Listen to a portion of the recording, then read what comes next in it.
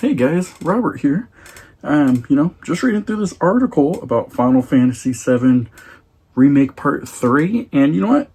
Let's break it down because this is pretty interesting. So, guys, if you're new to the channel, come like, subscribe, share, and turn on your notifications, and bring you JRPGs and PlayStation news every week. So, let's get started, guys.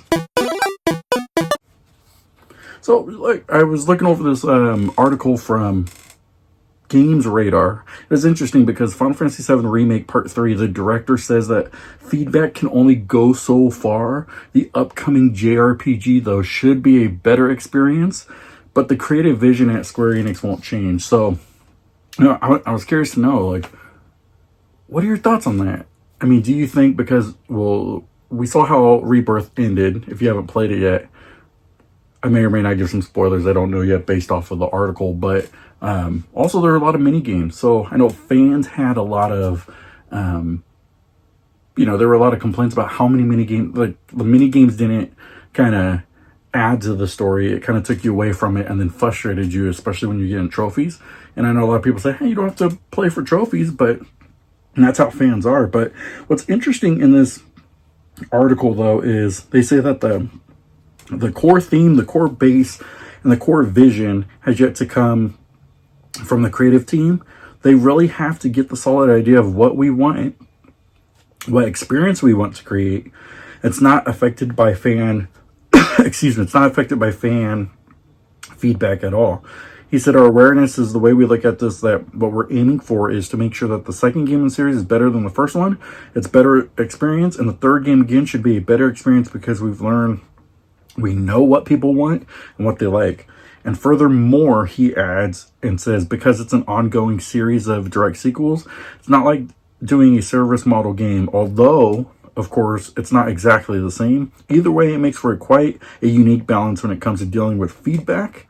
And I'm very honored to be able to do it in a way because of the unique experience not many developers get. So, these articles, what's interesting about this is because the director of Final Fantasy VII, the remake trilogy, he is saying that Part 3 is progressing well, and he believes that they might have something to show off soon. So, it got me thinking with this article that was just posted today that I was reading about the vision, and then also about how it's progressing well. It made me wonder a couple things. Will we see something at the end of this year? Maybe at the Game Awards? Maybe a special state of play at the end of the year around Christmas time, or sometime early next year? My opinion on it is I think we'll see something early next year, simply because I think what's going to happen is we're going to see Final Fantasy IX actually release next year, sometime March, between June window, and then we will get a update. So it's not early in the year. I think it's more like maybe Summer Game Fest again, and we'll get the name of it, and we'll be able to get some gameplay demo and hopefully a release date. But yeah, what are you guys' thoughts? Do you think that Part 3, whatever it will be named, I have my theory, and that's gonna be for another video at some time. But do you guys think that they're just going to keep the vision how it is and take the feedback kind of lightly and say, okay, it's people were complaining about mini games, or they didn't like the battle system, or this or that. Okay, but we still want all that, so we're just going to do it anyway.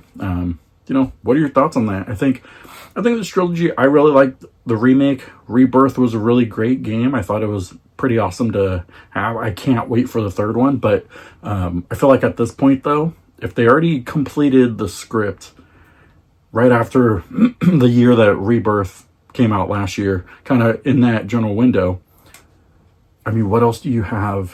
What else do you have left? Maybe the motion cap, fine-tuning it, because I would assume that you don't have much left to do, especially you already have your battle system down, right? You already have the world created. You just have to add to all that stuff. So that's why it makes me wonder whether or not there's just a timeline that they're following, because internally there's other games that are coming out in the series, or if it's more of that there's actually more work to do. But Um, yeah, let me know your thoughts. Are you excited for part 3? Or are you kind of at this point, and you're like, I don't care. It's just, get it over with already. Or I want to actually know, are you one of those people who haven't played any of them because you're waiting for the trilogy pack to come out? We all know the trilogy pack is coming out, but are you one of those? Let me know in the comments. What do you think? Do you think that the trilogy, you're going to wait on the trilogy pack? It's going to be awesome, but yeah. So I'm excited for part 3. I kind of want to just give you a brief update. If you want to check out the article, I can link it, or you can find it if you'd like to look more into it. But I've been going on a trail of just looking at the different, kind of thinking on what the name would be and the concept, and looking at like what's left for the summons and things like that, and kind of looking at the rest of the story and trying to piece it together on what it could possibly be named, and whether or not we're going to have VR missions again and things like that. So I'm excited to hear about it. I thought this article was a little, I don't know, I say weird in my point, because you definitely want to take fan feedback, but you don't want to just say I have a vision and then all of a sudden, everybody says they want turn-based, but you can't just make a turn-based part 3. So I think you take fan feedback, but you have to take it for certain things. Like if they don't like mini games, reduce your mini games. Like, do you need another Tifa, squats or something? Like you reduce the mini games, and then also, I know one thing. Do you want to make it where fans were talking about like the VR missions were too hard? Maybe make checkpoints in there. Like, what's your vision on that? I kind of wish that we would just get a little bit of info, kind of like, we have a demo ready, or here's. Because, like, for me, I want to know how is Vincent and Sid going to play? We saw in Rebirth when you fought Vincent on like his build and things like that, but not necessarily how we would use that build.